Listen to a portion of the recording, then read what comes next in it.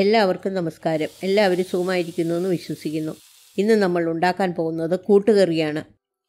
കൂട്ടുകറി ഉണ്ടാക്കാനായി ഞാൻ എടുത്തത് 1 കപ്പ് ചേനയും 1 കപ്പ് പച്ചേത്തക്കയും 1 കപ്പ് വേവിച്ച കടലയുമാണ്. ആദ്യം കറിക്ക് വേണ്ട അരപ്പുണ്ടാക്കാം. ഒരു മിക്സിയുടെ ജാറിൽ 1/2 കപ്പ് തേങ്ങ ചിരുകിയതും 1/2 ടീസ്പൂൺ ജീരകവും ഇട്ട് അരയ്ക്കാനാവശ്യമായ അല്പം വെള്ളം കൂടി ഒഴിച്ച് അല്പം തരിതരിപ്പായി അരച്ചു വയ്ക്കുക. തേങ്ങ പേസ്റ്റ് പോലെ അരയ്ക്കേണ്ട ആവശ്യമില്ല. ഇനി കറി ഉണ്ടാക്കാനായി ഒരു കുഴിഞ്ഞ പാത്രം ഗ്യാസിൽ വെച്ച് ഏത്തക്കയും ചേനയും കടലയും ഇട്ട് 1/2 ടീസ്പൂൺ ഉപ്പ്, 1/2 ടീസ്പൂൺ മഞ്ഞൾപ്പൊടി, 1 ടീസ്പൂൺ മുളക് പൊടി, കുറച്ച് കറിവേപ്പില ഇത്രയും ഇട്ട് കടല വേവിച്ച വെള്ളത്തിൻ്റെ ബാക്കിയുണ്ടെങ്കിൽ അതും ബാക്കി കുറച്ച് വെള്ളവും കൂടി ഒഴിച്ച് ഗ്യാസ് ഓൺ ചെയ്ത് ഇളക്കി മീഡിയം ഫ്ലെയിമിൽ തിളയ്ക്കാൻ തുടങ്ങുമ്പോൾ അടച്ചു വെച്ച് വേവിക്കുക.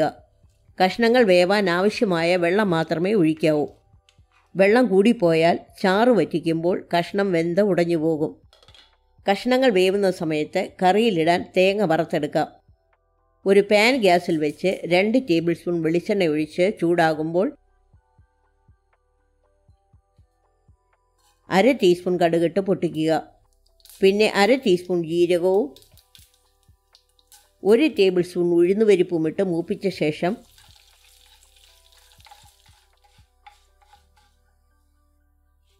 3 വറ്റൽമുളക്, കുറച്ച് കറിവേപ്പില,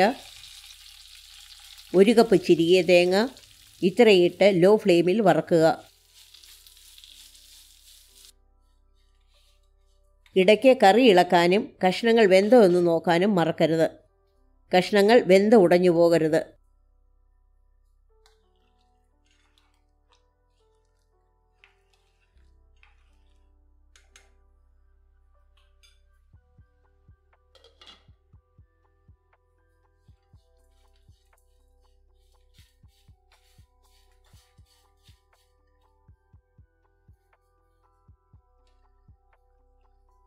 കഷ്ണങ്ങൾ വെന്തെങ്കിൽ അരച്ചു വച്ചിരിക്കുന്ന തേങ്ങയും 1 ടീസ്പൂൺ കുരുമുളക് പൊടിയും 1 ടേബിൾ സ്പൂൺ ശർക്കരയും ചേർത്ത് ഇളക്കുക.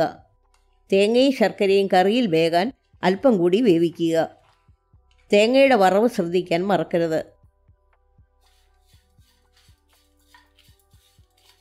ബ്രൗൺ കളറിൻ്റെ അല്പം കൂടി മൂക്കുമ്പോൾ ഗ്യാസ് ഓഫ് ചെയ്യുക.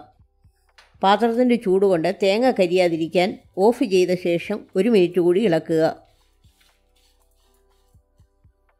വറുത്ത തേങ്ങ കറിയിൽ ചേർത്ത് നന്നായിട്ട് ഇളക്കുക. കഷ്ണങ്ങൾ ഉടഞ്ഞു പോകരുത്.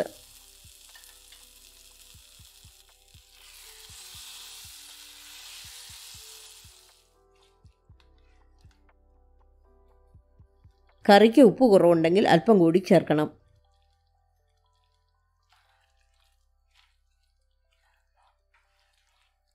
നമ്മുടെ കൂട്ടുകറി റെഡിയായിട്ടുണ്ട്. ഗ്യാസ് ഓഫ് ചെയ്ത് സെർവ് ചെയ്യാവുന്നതാണ്.